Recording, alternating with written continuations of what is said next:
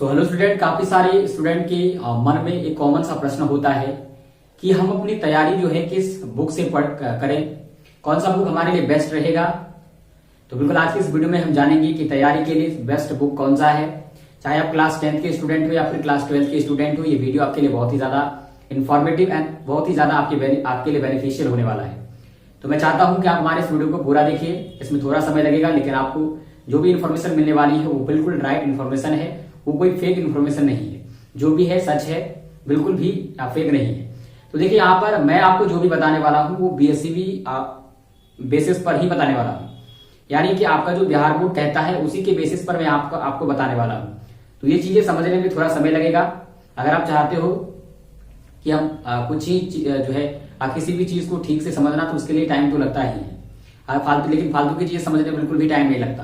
तो यहाँ पर एक अच्छी चीज हम सीखने वाले हैं, यहाँ पर टाइम लगेगा थोड़ा सा, तो हम समझेंगे उससे बिल्कुल 5 मिनट के अंदर हम चीजों को समझेंगे। ठीक, तो यहाँ पर देखिए बिहार बोर्ड क्या कहती है। बिहार बोर्ड का कहना यह है कि हम आपके परीक्षा में जो भी प्रश्न आपसे पूछते हैं वो तमाम प्रश्न जो है एनसीईआरटी पैटर्न पर आधारित है।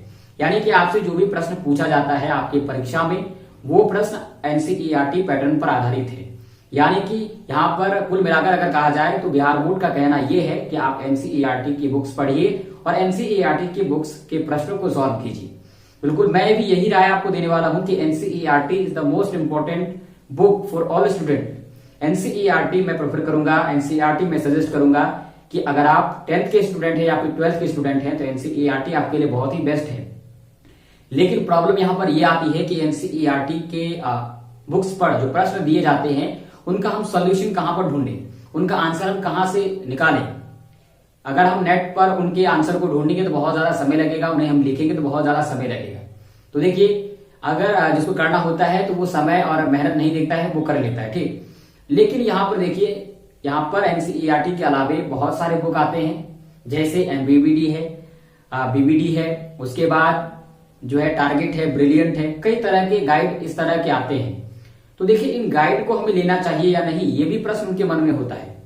तो देखिए मैं प्रेफर करूंगा कि आप जो है एनसीईआरटी बुक रखिए अपने पास, और एनसीईआरटी बुक को अपने पास रखने के साथ साथ उसे रीडिंग करिए, और साथ ही साथ आप बीबीडी या फिर एमबीडी इन दोनों में से किसी गाइड को रखिए, क्योंकि गाइड आपको मदद करती है किस प्रश्न का आंसर किस तरह से लिखना है।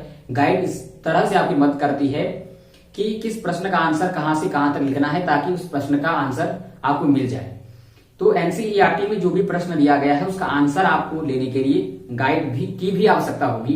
तो गाइड आपको लेना है एमबीडी या फिर बीबीडी। ये दो ऐसे गाइड हैं जिससे आप एक बेस्ट जो है तैयारी कर सकते हैं। तो यहां पर मैं कुल मिलाकर ये कहूंगा कि एनसीईआरटी की बुक्स रखिए और साथ ही साथ एक गाइड रखिए, ताकि आप एनसीईआरटी में जो प्रश्न दिया गया है उसका आंसर आप उससे जो है खोजकर लिख सके या फिर उसको याद कर सके। आप किसी भी प्रीवियस ईयर के मॉडल पेपर को, यानी कि आप क्वेश्चन बैंक को निकाल के देख लीजिए, क्वेश्चन पेपर आप निकाल के देख लीजिए। आज तक प्रीवियस ईयर्स में जितने भी एग्जाम हुए हैं उन सभी प्रश्न आपको अपने जो है बुक्स के एक्सरसाइजेस में मिल जाएंगे, अभ्यास में मिल जाएंगे। आपको वहां पर आप देखेंगे, चाहे वो हिंदी का हो, इंग्लिश का हो, मैथमेटिक्स हो, साइंस हो, सोशल साइंस हो, संस्कृत हो, हर एक सब्जेक्ट का आपको हर एक क्वेश्चन आपके एनसीईआरटी बुक पर ही मिलेगा। एनसीईआरटी की बुक के अलावा कोई भी ऐसा प्रश्न नहीं है जो बाहर से आया होगा, क्योंकि ये एनसीईआरटी खुद कहती है और आप खुद इसे मिलाकर देख सकते हो कि जो भी प्रश्न आज तक पूछा गया है वो तमाम प्रश्न आपके एनसीईआरटी के बुक्स पर ही है। तो इसलिए बेस्ट रहेगा कि आप 5 ही चैप्टर आप पढ़िए या फिर 1 ही चैप्टर आप पढ़िए, लेकिन उसे पूरा पढ़ लीजिए, ताकि उस चैप्टर से जो भी प्रश्न आए उसे आप हल कर सको। कई सारे स्टूडेंट ऐसा करते हैं कि इसमें से कुछ प्रश्न याद कर लेते हैं, उस चैप्टर से कुछ याद कर लेते हैं। तो ये this is a wrong method. ठीक है, एक अच्छा मेथड यही होता है स्टूडेंट का कि कोई भी चैप्टर पढ़े तो उसे कंप्लीटली पूरी तरह से पढ़ ले, ताकि वो चैप्टर में से कोई भी प्रश्न आए तो उसे आप आसानी से हल कर सको। तो ये राइट मेथड होता है किसी भी स्टूडेंट का। तो मैं प्रेफर करूंगा कि आप एनसीईआरटी रखिए और साथ ही साथ एक एमबीडी या फिर बीबीडी का गाइड रखिए, ताकि आप आसानी से जो है एनसीईआरटी के प्रश्नों का हल उससे लिख सके या फिर याद कर सके। तो अंत में इतना ही कहना चाहूंगा कि अगर आप अच्छा मार्क्स स्कोर करना चाहते हैं तो मैंने जो बताया वो आप ट्राई कीजिए, आपको आगे चलकर एक बहुत ही अच्छा स्कोर प्राप्त होगा।